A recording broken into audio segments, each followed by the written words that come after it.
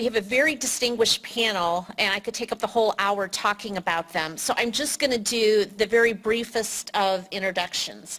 To my immediate right is Christopher White, a member of the Detroit Coalition Against Police Brutality. To his right is Wayne County Sheriff Benny Napoleon. Next is Rod Monts. He's Field Director for the ACLU of Michigan. Followed by Mickey Osterreicher, who is the General Counsel of the National Press Photographers Association. And then last but certainly not least, M.L. Elrick, a reporter for Fox 2 Detroit. As recently reported by the Washington Post, outfitting police officers with body cameras seems to be the one police reform that just about everyone can support. The idea has been endorsed by police chiefs, activist groups, local, state, and federal politicians across the ideological spectrum. The problem is how to implement the cameras and determining the policies that govern how they're used. We're going to be talking about those issues today.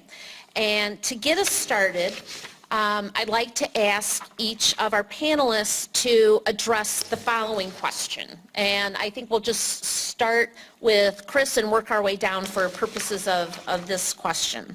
What, in your view, is the single greatest benefit to the use of body cameras? Okay, first of all, I'd like to, again, thank you all for having our organization as well as the esteemed panel. And I think that before I even address the question, this dialogue is how we start to address concerns with law enforcement as well as concerns with the community. So again, thank you for having myself and the other panel members. I think one of the great things about body cams is that as a member of the Coalition Against Police Brutality, we support any form or any procedure or process that leads to transparency, and body cams is one of the steps in the right direction that leads to transparency.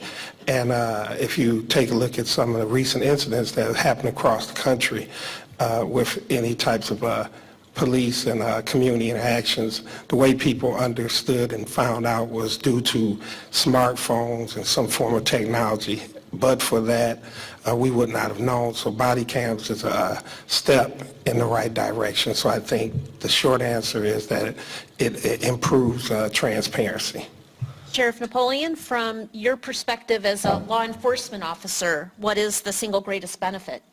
I will echo what Chris said about transparency, but I have been a strong proponent of cameras for impartiality and objective accounts of interactions between citizens and the police since I was the police chief in the city of Detroit. I put cameras in scout cars in 1998 and cameras in our cell blocks where we had many questions about interactions between officers doing their custodial responsibilities and officers' interactions on the street. This was long before body cameras were even thought about or even possible. So most of us in law enforcement want that impartial and objective account of interactions between citizens and our officers because it's indisputable. If the officer was wrong, it lets us know early on that we have a problem with a particular officer, but it also supports the officer's account of incidents, and I can't tell you the number of times where I have seen officers who have been accused of doing things and cameras have saved them because it clearly proved that the story that someone said was not true. So it works both ways for impartiality and objectiveness. Rod? Don't be surprised by this, but the ACLU agrees with the police. We believe that, as the sheriff was saying, that the cameras provide both accountability and assist with transparency, both for law enforcement and for the civilian population. And we believe that with proper policies and practices in place, they are of tremendous benefit. We are concerned about what happens when policies aren't necessarily responsible or followed consistently, and when legislation right, provides for a gray area and opens the door potentially to abuse. So with responsible policy that's followed consistently, I think that they provide some advantages, and I'm looking forward to the discussion about that today. Vicki?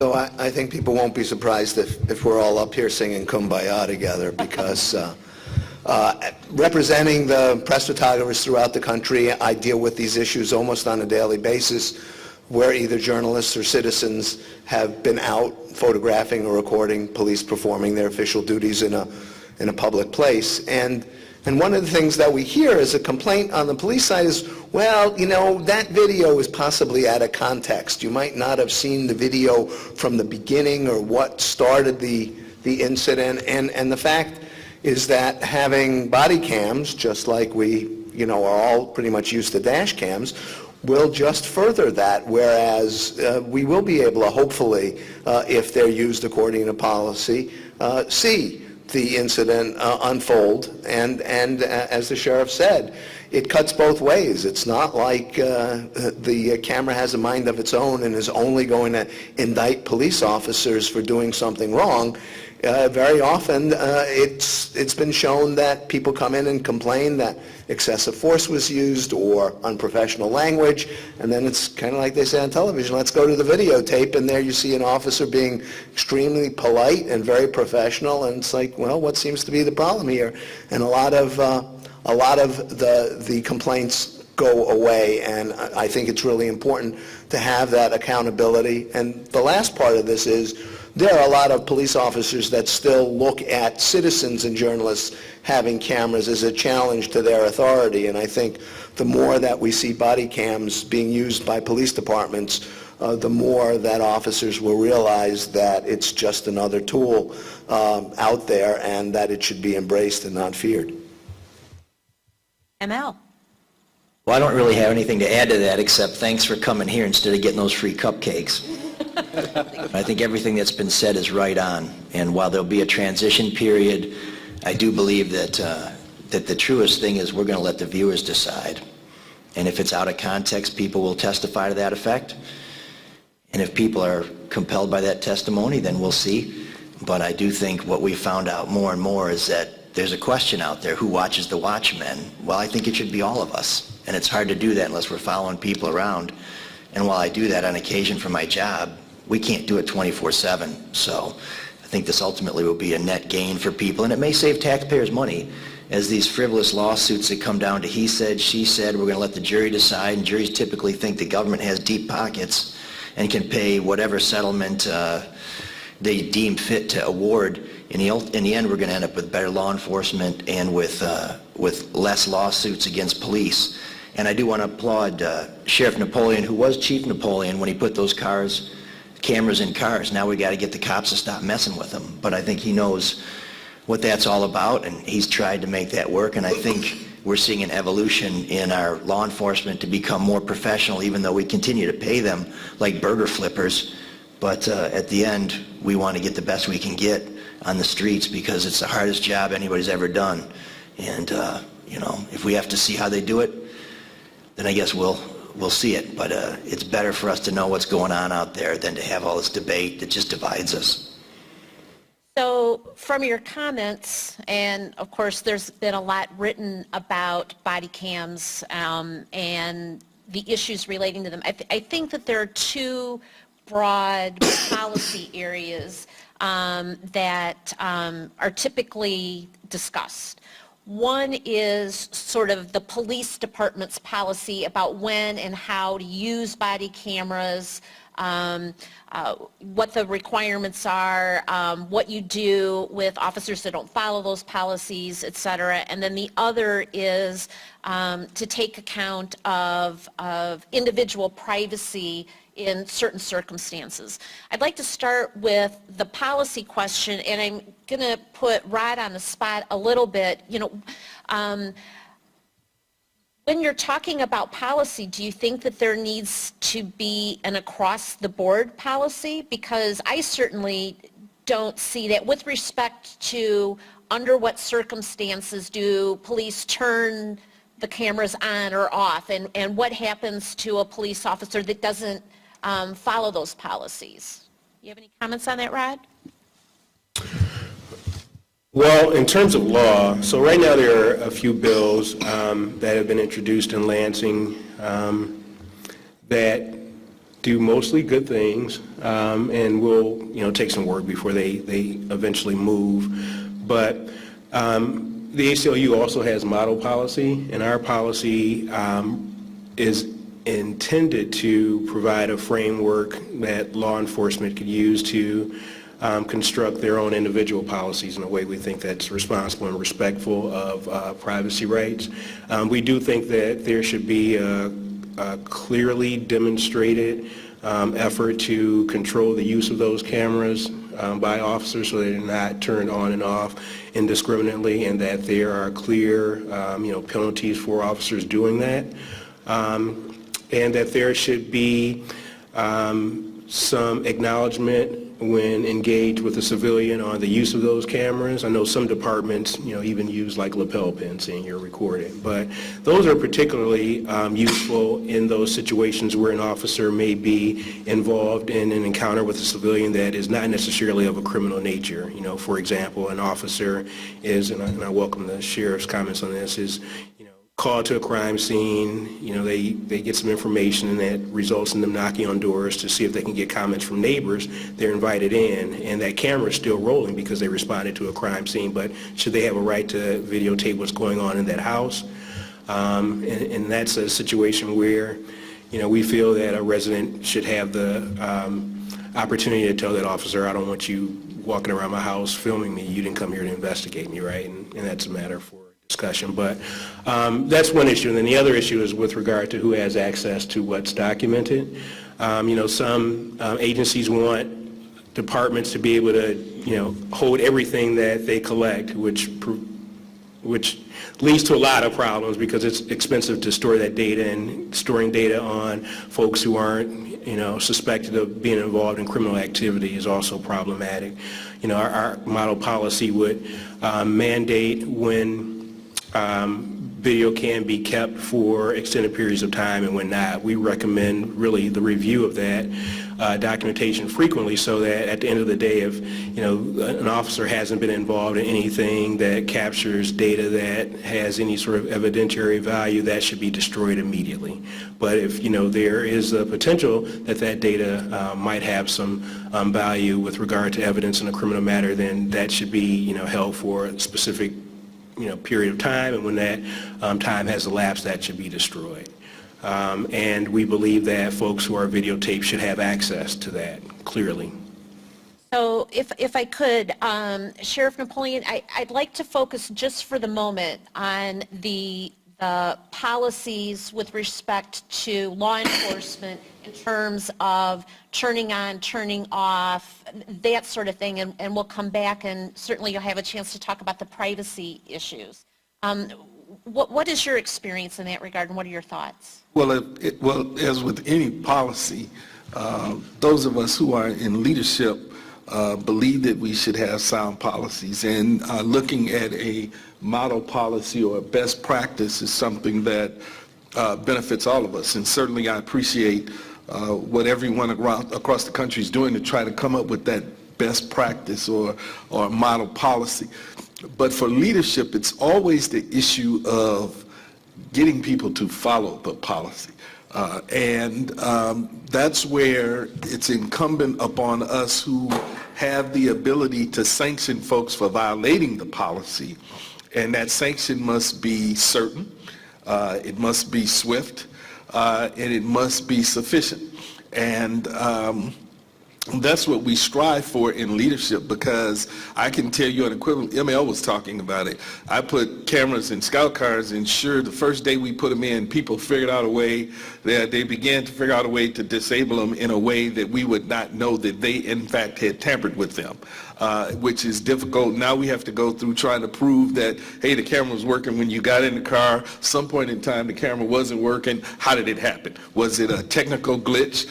Did you tamper with the camera to cause it to go off? So those are all issues that we have as leaders, and believe it or not, you will have people who are going to be supportive of it and will follow the policy to the letter. Then you're going to have those who will be immediately suspicious. The most important thing from my perspective with the policy is that when it's determined that someone violated it, then we have to have discipline that's commensurate with the violation, and it has to be certain.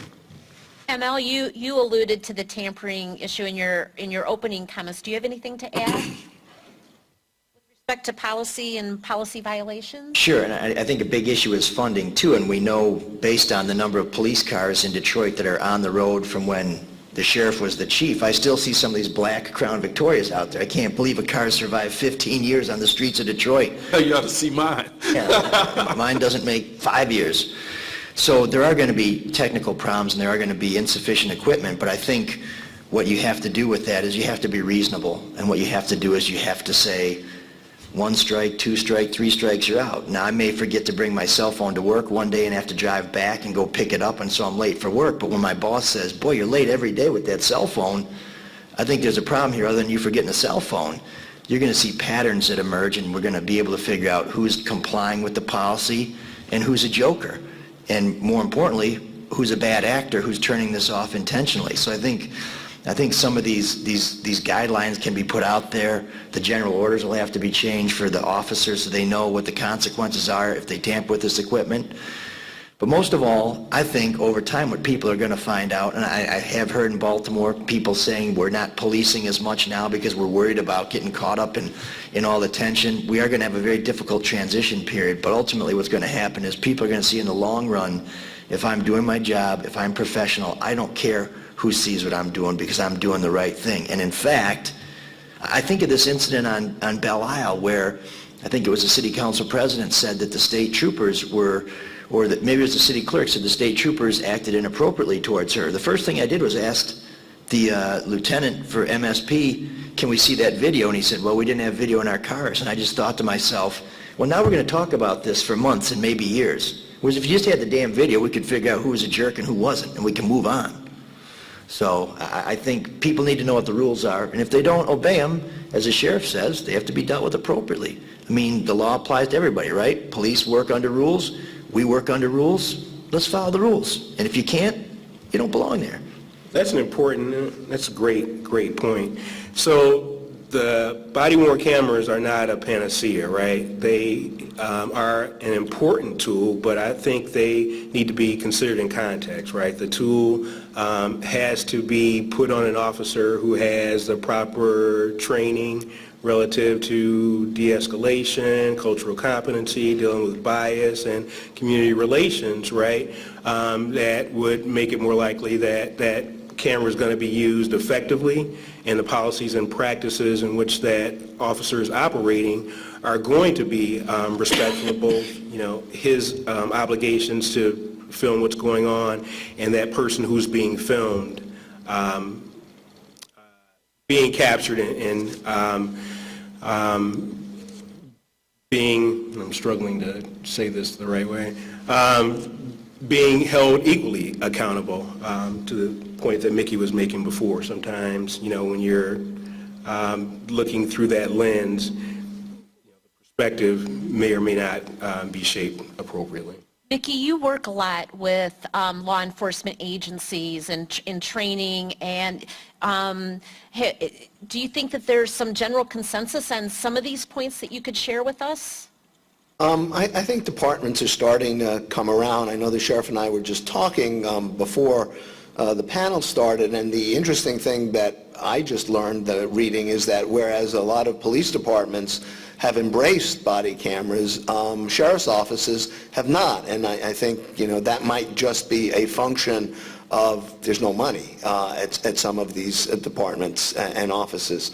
But, for the most part, it seems to be that the younger officers who have grown up in kind of a video culture are more open to being recorded. They expect to be recorded. I mean, when you think about it, we're all recorded dozens or more times a day when we're out on the street by surveillance cameras that we may or may not be aware of. And one of the reasons that that's possible is, for the most part, when you're out in public, you don't have a reasonable expectation of privacy. The other issues that come into play are audio. Different states have different wiretap statutes. In Michigan, it's my understanding that it's an all consent.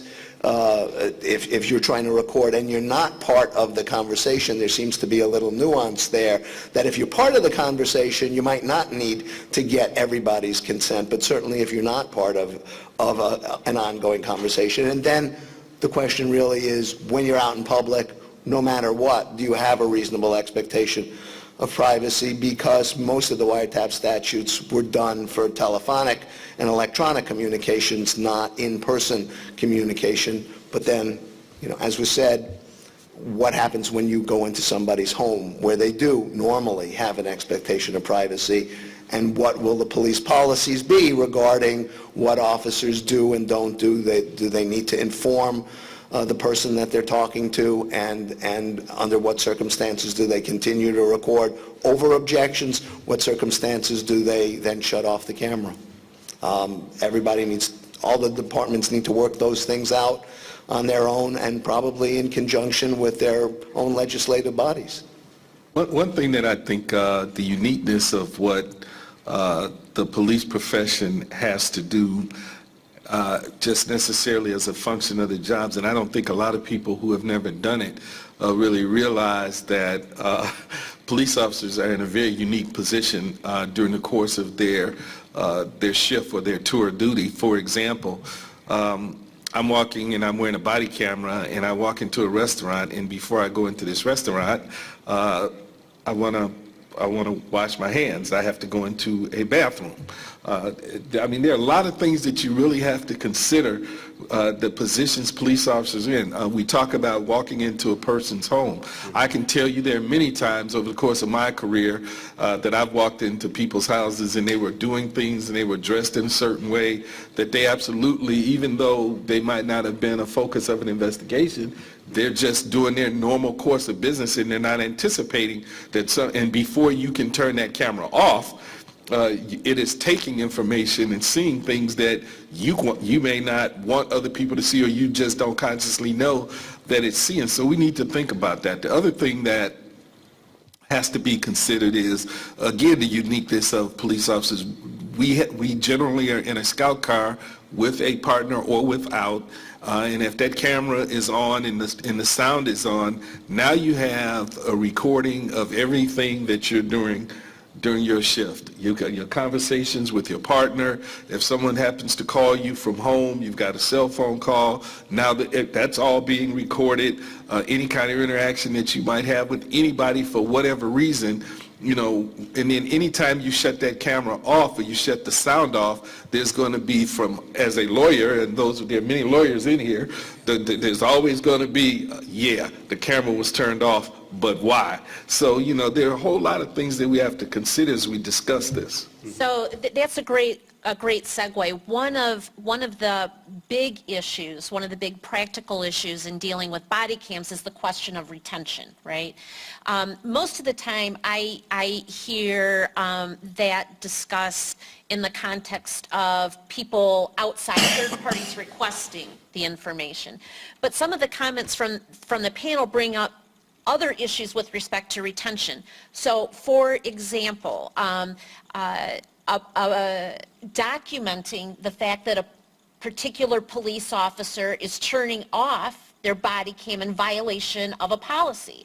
Wouldn't that dictate keeping that for a period of time? That's one example. Another example is efforts to identify, for example, police officers who may be under tremendous stress, so that a particular incident, it doesn't really violate policy, but if you were to go back, 2 years in the future, you say, oh, there was this pattern. And if you're a victim, right, if you were or an alleged victim of wrongful treatment, in Michigan you have 3 years to bring a lawsuit. All of those issues, to me, separate and apart from giving people access, are issues that dictate longer, perhaps, periods of retention of the body cams. And we all recognize that there are costs involved with that. I'm curious to hear from the panel about your particular thoughts on retention periods and what the factors are you think should be taken into consideration in developing a retention period for a particular law enforcement body. That's a difficult question to answer because just think of this scenario.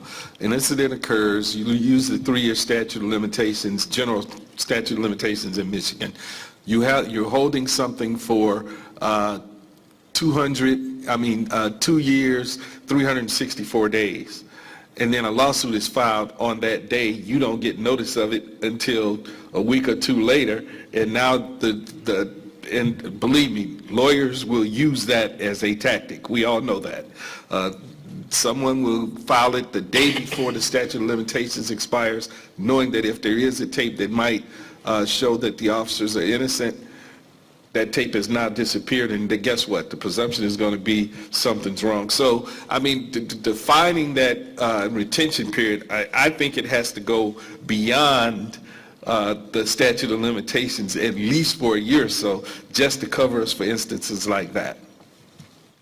I think storage is really the key issue here because there's the statutory limitation which seems reasonable. I mean, there are suburban departments now that the minute their police car pulls into their garage, it's automatically recognized by their server, and everything that was recorded on that shift is downloaded and is preserved, as I understand it, almost indefinitely.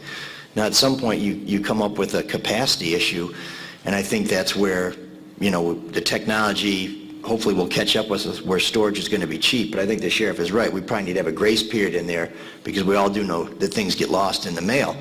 But to just touch on an earlier point about the privacy issue, I don't want to see an officer going to the bathroom. I don't want to hear an officer talking to a distressed spouse or child.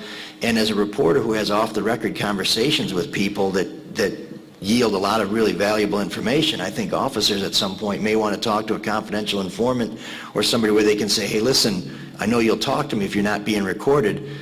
I think one of the ways to protect against that private or that confidential information being captured is to come up with a way where you go basically off duty. When officers get gas, they record it.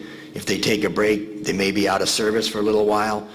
We can record that. We can say, I'm going off the record for 15 minutes to talk to a confidential informant. I got an hour break. I got a call from home. And while this is not the goal of recording all that, if we end up going back and looking at officers who go off the record 50 times a day to get a call from home, not only do we protect their privacy, we also find out we have an officer that's not really giving us our 8 hours worth, and it may need some sort of intervention and may be stressed out so that when we do catch him on camera, he's not beating the tar out of somebody because he just got his 15th call from that teenage kid that we'd all like to choke.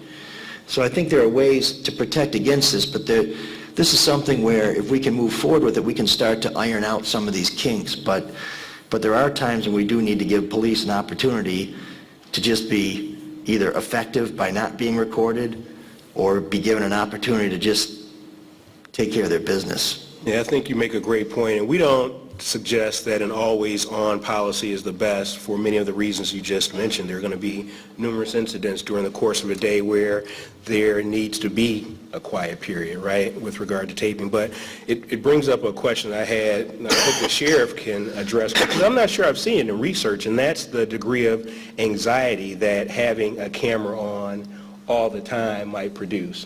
Well, that's where I was going. I mean, I was talking to ML earlier, and he brought it up in his opening statement about the difficulty of finding people who even want to get into law enforcement these days. And I'm having a terrific challenge trying to hire people in my agency, as bad as, depending upon how you look at the economy, as bad as it is or as all right as it is, I'm still having difficulty hiring people into my agency. How would they feel if they knew that, they're coming in and they're going to have a camera on them? And what kind of stresses are they going to feel if every time, they want to talk to a friend or a relative or any conversation they have with their partner, a supervisor? I don't think anybody wants to believe that for 8 hours of their day, that everything that they do is being recorded.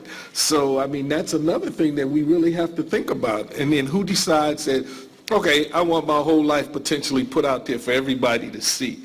for 8 hours a day, every day, almost a third of my life.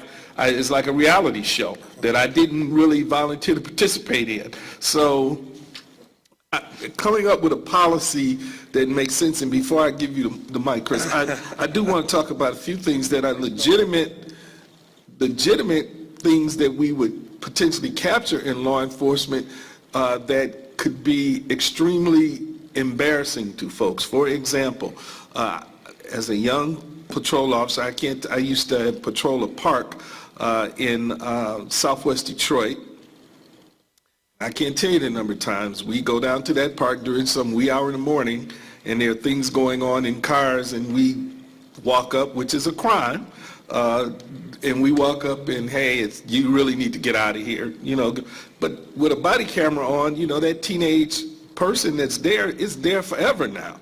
I mean, it winds up on the internet, and we're recording things in this day and age that people may have to live with forever. That's one example. Then you look at instances of domestic violence. You walk into a home, got a camera on, a person is a perpetrator or a victim of domestic violence, and then the victim is there, we see them. That's a legitimate reason to retain that, because the physical injuries that person has received are evidence of the offense. So we have that now subject potentially to being FOIA'd by someone who just wants to see the video. The same thing goes with a person who's a victim of child abuse or a sex offense. So, I mean, these are all things that are very serious considerations when you're talking about officers having body cameras on, and what is and is not going to be subject to being discoverable and to FOIA. So, I mean, I want to come back to that in a minute. Mickey, I think Mickey has a couple of comments, and then Chris, and I want to come back to the issue that you just raised, Sheriff. I think in terms of the camera being on all the time, at least my experience has been that most departments don't do that for all the reasons that were said. The biggest one is really retention. Even in a small department, if you've got 8 hours of video and 3 shifts, 24 hours of video times 10 officers, I mean, before you know it, and you even have a minimum retention policy of 30 days unless there's some reason to keep it because it's part of, it has evidentiary value, you're going to very soon run out of space. And it's, in a way, this technology is almost that same analogy as drugs. The manufacturers of these cameras love to sell the cameras because they can sell them pretty cheap, but then once they have departments hooked on using them, the fact that they have to store this and retain it and redact it, which is a whole other thing that we can talk about. And I just wanted for 1 second to just talk a little bit about the technology itself. I mean, most of the cameras we're talking about here are usually 2 by 3 inches. They're worn somewhere in the upper portion of the body or up near the shoulder, or some of them can be clipped onto glasses and be worn there. They usually have a really wide angle field of view, about 130 degrees, so 180 degrees is straight out. So it's pretty wide, which basically means that anything that's really further away from the officers is going to be quite small, whereas when somebody's close to them, it's going to take in a wide range of view. But the interesting part is that most of the cameras are constantly buffering. So while they're not recording in the sense of keeping it, when an officer hits record, it will start saving 30 seconds of video that had been buffered prior to hitting the record button, which kind of goes back to the, hey, at least we see how the incident may have started, even though the officer may not have engaged the camera yet. Then some of the other technology is like Taser that makes one of the cameras, and we all know what Tasers are, but they also make cameras. Anytime an officer deploys his Taser, the camera automatically engages. I think some of the dash cams, the minute you turn on your emergency lighting system, that normally engages a dash cam. So there are other means of turning these devices on. The question is, in the override, when do you get to turn them off? But the fact that they're not usually going to be on all the time. Chris, do you have something? I have listened to everybody, and I think that when it comes to the privacy issues, I think everyone's on the same page, especially where Rod talks about if a person is not a suspect, you can lose that information. I agree with that, but one of the things that I want to add to the discussion is that the way that we see this policy of body cams being brought to the community is in Detroit, we now, again, as under when you were chief, we have an empowered police commission again.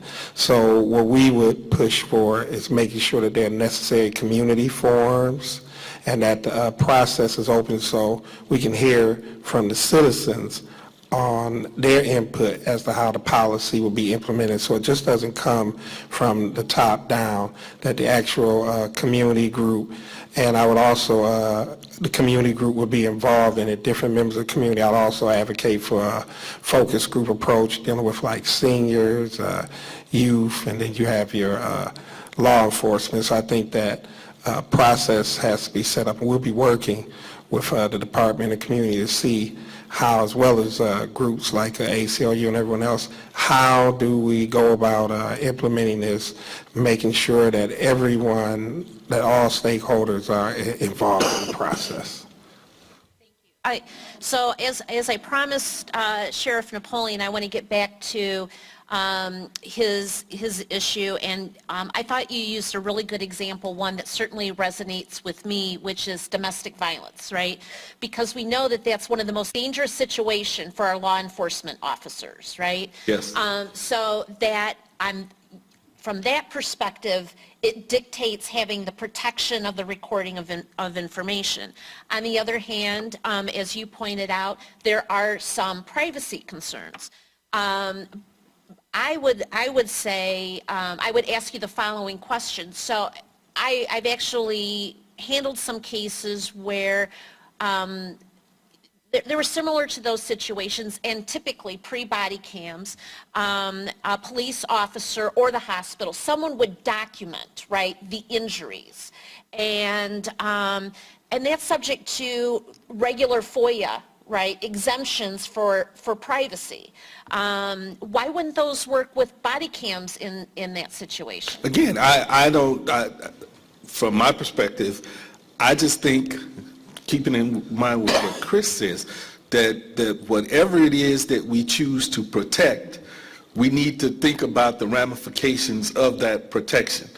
That we choose to allow to be seen, we need to really think about the ramifications of allowing it to be seen. From my perspective, the community has to make that decision. As the person wearing the body cam, you know, I'm just recording what is happening during the course of my tour. I don't believe the police department should have the ability to exclude that. I think the citizens should have the say so. But there are just so many instances where citizens are going to be caught in situations that they may not want the world to see and be recorded and put out there forever. Even something as minor as, you know, I mean, I can envision someone just coming in and FOIAing all kinds of information. The redaction becomes a problem. The retention becomes a problem. And I'm not opposed to it by any stretch. I don't have one iota of opposition to the cameras because I did it 20 years ago. But we do need to figure out what we're showing and what we're not showing. So let me ask a question a little bit more directly. One bill that has been considered in Lansing, and I don't even think it's come out of committee, is a wholesale exemption for all body cam footage, that it wouldn't be available to anyone.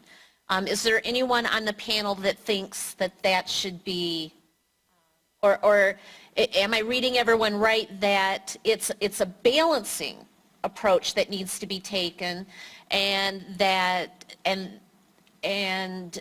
you are balancing privacy interests, retention issues, all these sorts of things? Is there anyone that's willing to go out on a limb and say it should be completely exempt from disclosure? Really? And then what's the point of having it? Thank you very much. That doesn't make sense. Right. I think you're talking about the Jones-Horn bill, and I don't believe there has been any movement on that. And we, you know, as I said before, believe that people should have the right to access film of themselves. There's a couple different issues here. I think when you say exempt from disclosure, are we talking through the Freedom of Information Act, which already has some exemptions? Or are we talking about exempt from a subpoena, where there's been a judge who's looked at this and said, this is just more than my nosy neighbor trying to see if my ex-wife and my bowling partner are necking in Rouge Park. You know, there's different thresholds that people have to cross. To me, I want to have all the video preserved forever, and then appropriate gates put on it where nosy neighbor doesn't get to see it, maybe even nosy reporter, although I can't imagine why we'd want to restrict them. But where if there's a legitimate, you know, legal question to be determined, I think that people should have access to that. Now, having said that, throughout our laws, we see all kinds of crazy exemptions. If you make a complaint against your doctor and there's no finding, you can't even find out there was a complaint made against your doctor. Now, you may say that's a good thing because maybe doctors are getting frivolously complained against all the time, but I would argue that it's not a good thing because what happens is we don't have any investigators. So nobody investigates these complaints, so these doctors never get properly evaluated. So we have to balance all these things, but I do think somewhere we do want to have all the video saved, and then we can put some appropriate safeguards in there. Now, the storage issue is another matter altogether, but our laws do provide some thresholds that can and can't be crossed under certain circumstances. And I would like to think that smart lawmakers, I'm not sure how many we have in Michigan right now, but I would like to think smart lawmakers listening to smart law enforcement officers might be able to come up with appropriate safeguards. And of course, we're going to refine this over time. And whereas we all know what our Miranda rights are, we have the right not to speak, even if we're not read those rights, in very short order, we'll all know that anytime we're dealing with a law enforcement officer, we're being recorded, and we may say, let's just talk about this on the porch, because guess what? My wife, my significant other, isn't appropriately dressed right now. I don't want to have them captured. As a TV reporter, you know how many people won't give me interviews who want to talk to me because their hair looks bad, or so they say? We can work around this, folks. The idea is let's find out whether people are being treated appropriately. And when I say people being treated appropriately, half the time I mean law enforcement. Because when we see law enforcement being kind of salty with people, I think if we saw the whole story, we might say to ourselves, way to go, officer, I wouldn't have put up with that either. I don't know if anyone else has any comment. There is one thing I would just point out in follow-up to what you said, ML. You're right. I don't think, I mean, none of the legislation that I've seen has said it can't be subpoenaed.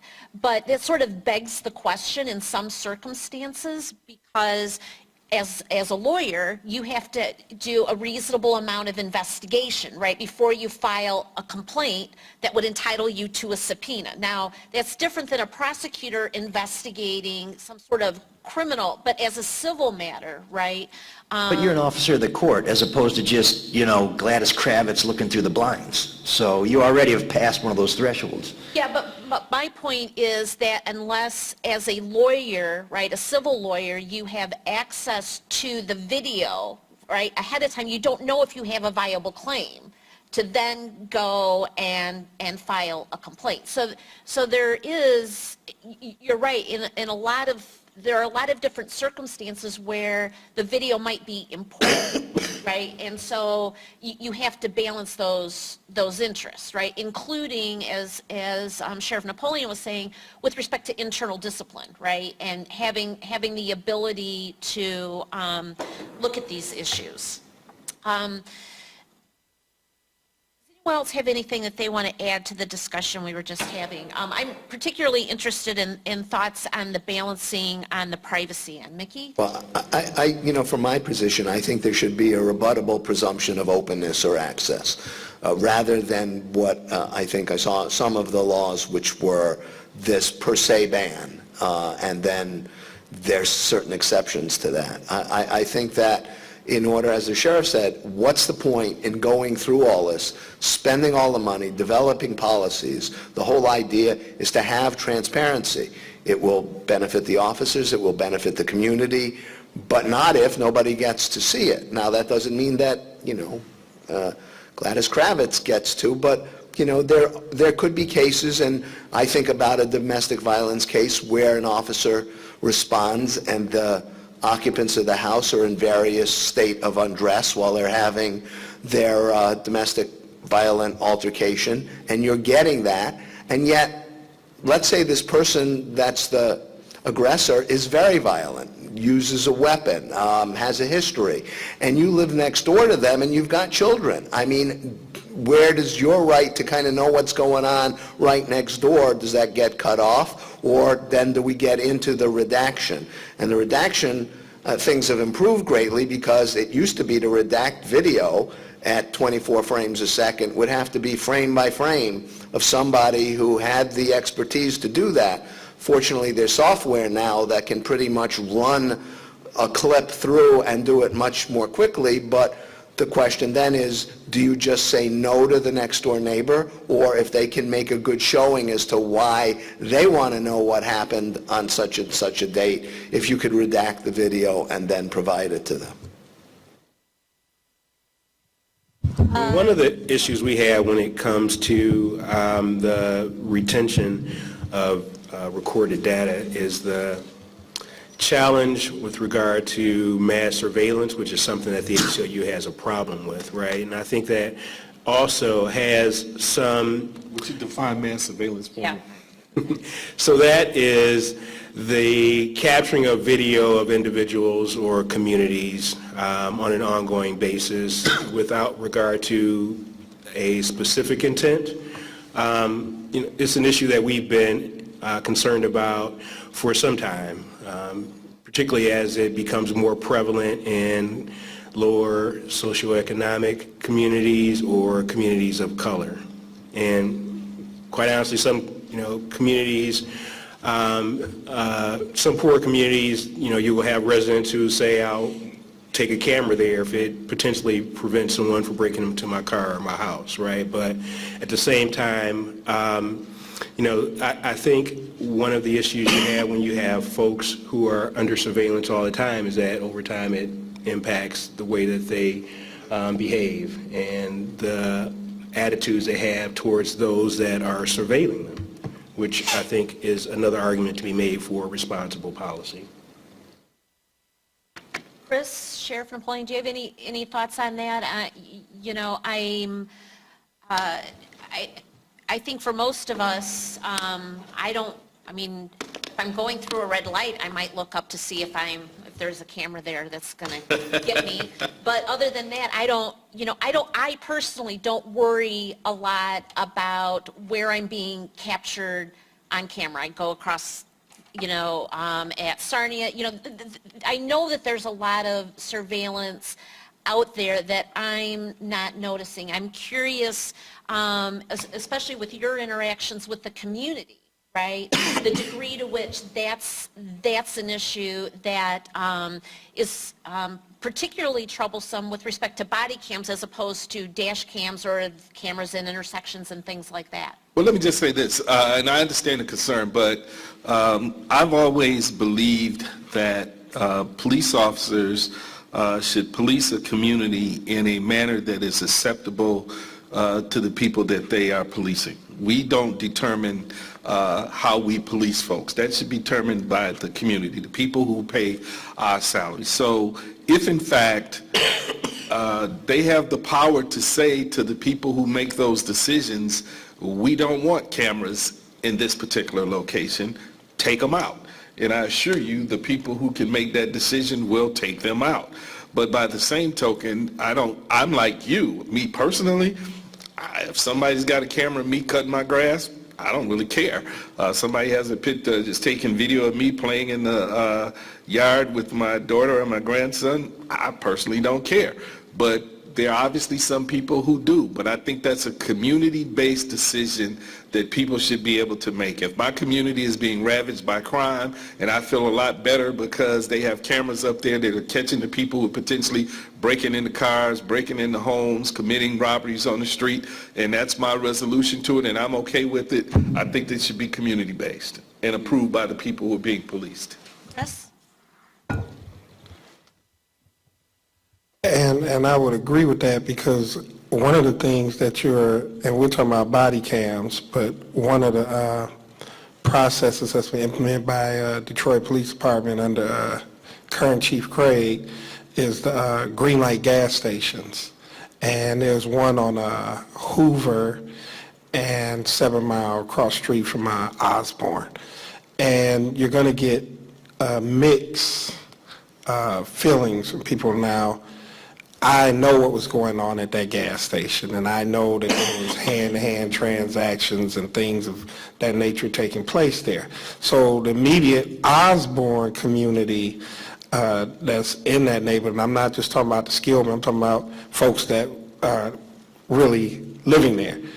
Some of them, they agree with the cameras being in the gas station because you've seen a 92-year-old guy get beat down on 6 Mile and Bolton, and you've seen that. Their concerns is that while it's okay in the gas station, if it proves to be successful, then you may hear from DPD the argument of let's have cameras in playgrounds and let's have them in open parks. And that's where you're going to see a lot of conflict coming. And from my experience being in the community, I think that would be the next step. You will probably see them discussing putting these cameras in parks and things of that nature, using the argument that there are a lot of drugs and things that may get sold in some of the parks. But I think that's where you're going to see a lot of pushback coming from the community, because some areas are off limits, but there's some areas where there's some hot spots, then that's kind of hard for the community to argue against. But more important than that, and I'll close, that's why we had a Peace Zone for Life, is for us to work with the community, create these type of environments where we can address those that are doing some of the things that lead to bad things happening in the community. So it's like different levels and different factors and dimensions that we have to all take a look at when we're dealing with this issue. So I'm not with the big brother thing. I don't think anybody in here is, but what we're going to try to do is work with our community, and we're going to try to make sure that there's a balance there so that it doesn't just become cameras everywhere. Cameras in the park, cameras, just you name it, cameras at school, cameras at the Dairy Queen when I'm trying to get my Blizzard. I want to get my Blizzard. I don't want you to know. Your wife. You know, right? So those are some of the things that we're looking at. So I think that, again, it's all going to come back to community police relations, and also our relationship with organizations like the ones that's on this panel, you know. So we only have a few minutes left. Are there any questions from the audience that you'd like to direct to the panel? Yes. Go ahead.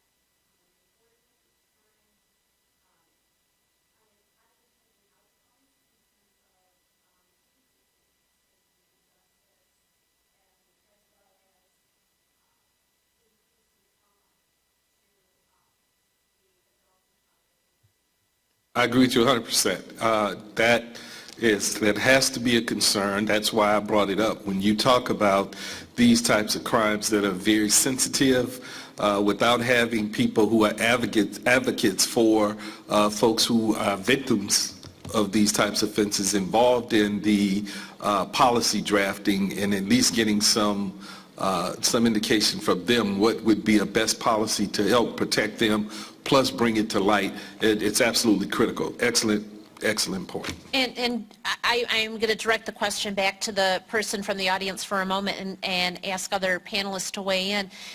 When taking into account the trauma effect victims groups that are used to dealing with this, don't you also think that that helps inform retention policies and how long you need, because sometimes a victim needs to get help before they can pursue their rights or take appropriate action?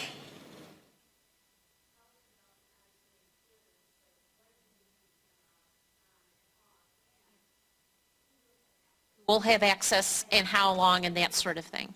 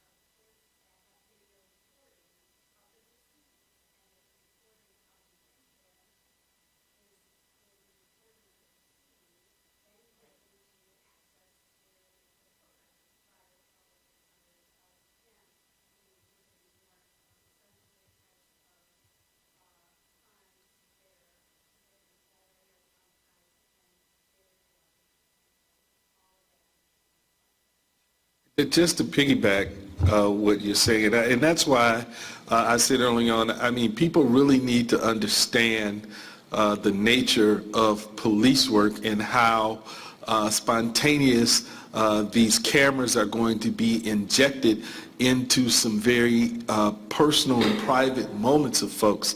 And I can't tell you, I could not even imagine how a person would respond if the police officers are called to a scene of a sex offense and the person who's the victim is there saying, police walked through the door with a camera on.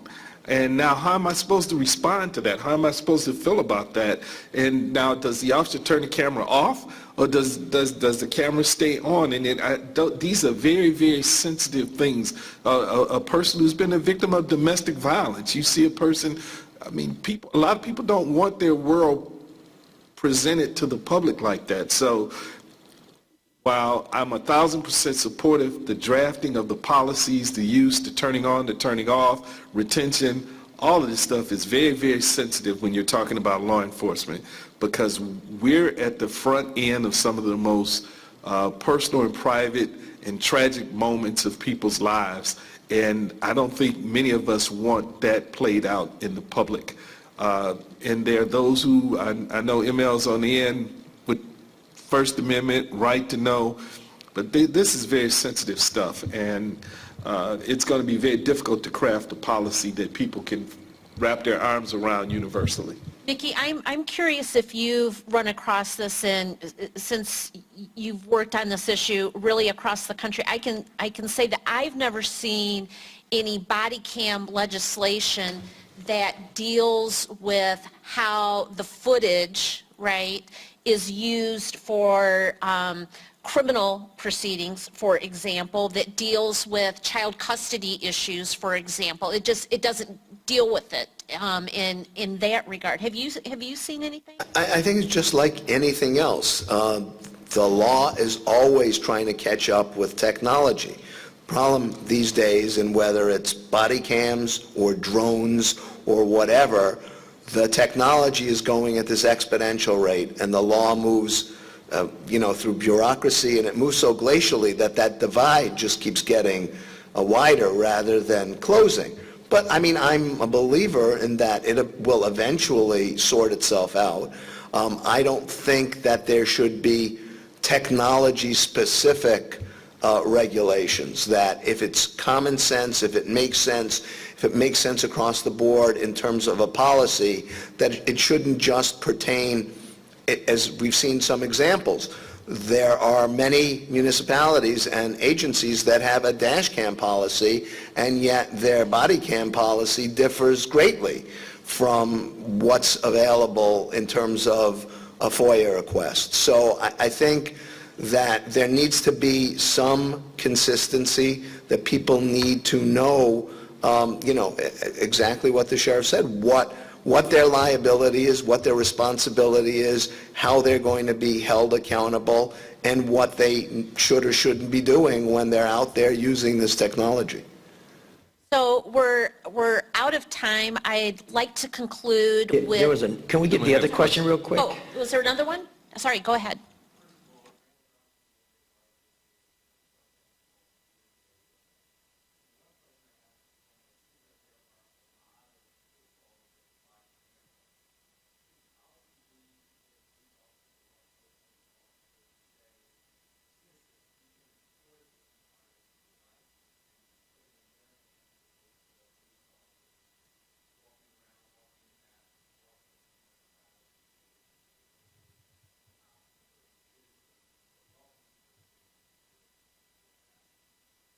The question is really whether or not the citizens should decide whether or not the encounter, and I mean that as a neutral term, whether the citizens should decide whether or not the encounter should be recorded. I think the sheriff probably has some greater insights on that than any of us, but my initial thought would be, if I'm encountering the police, it's usually a traumatic situation, and I'm not sure whatever answer I give you would be one that I could say is something I would make if I wasn't under duress. And so in that case, how good a decision am I making? I mean, I'd rather have the professionals, and I'd rather have every situation kind of from the same standard, because if I'm the officer and I've had an encounter with somebody that's been something that I think should have been recorded but isn't, and then the officer says, well, it's because they told me not to record it, now we're right back to where we started, which is...